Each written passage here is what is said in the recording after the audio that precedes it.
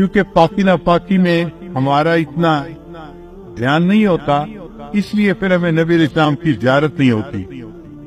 بہت سارے لوگ یہ کوشچن پوچھتے ہیں کہ جی اتنے سالوں سے ہم کوشش کر رہے ہیں کہ ہمیں نبی علیہ السلام کی زیارت نصیب ہو، مگر نہیں ہوتی۔ عام طور پہ جو ہم نے بزرگوں سے سنا ہے اس کی دو وجوہات ہوتی ہے، ایک نگاہ ناپاک ہوتی ہے اور ایک بدن یا کپڑے ناپاک ہوتے ہیں، جس کی وجہ سے زیارت سے محروم ہو جاتے ہیں۔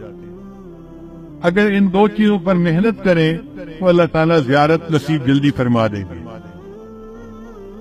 نگاہ کا بہت زیادہ پرہیز کریں، 100% پرہیز کریں گے تو اللہ تعالیٰ کی طرف سے پھر نبی علیہ السلام کی زیارت والی سعادت نصیب ہو جائے گی۔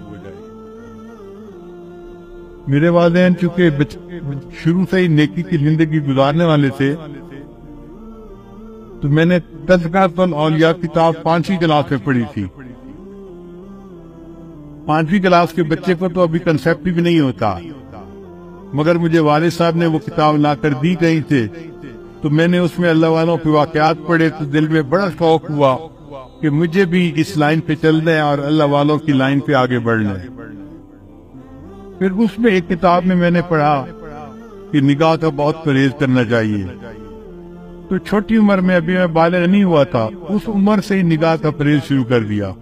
بہت بچتا تھا، بہت نگاہ کو بچاتا تھا، اور مجھے اس زمانے میں اپنی والدہ سے ڈانٹ بھی بہت پڑتی تھی۔ ہر دوسرے تیسرے دن کوئی محلے کی آنٹی آتی اور میری والدہ کو کہتی تیرا بیٹا جا رہا تھا، اسے تو ہمیں سلام بھی نہیں کیا، یہ تو ہمیں اپنی خالہ ہی نہیں سمجھتا۔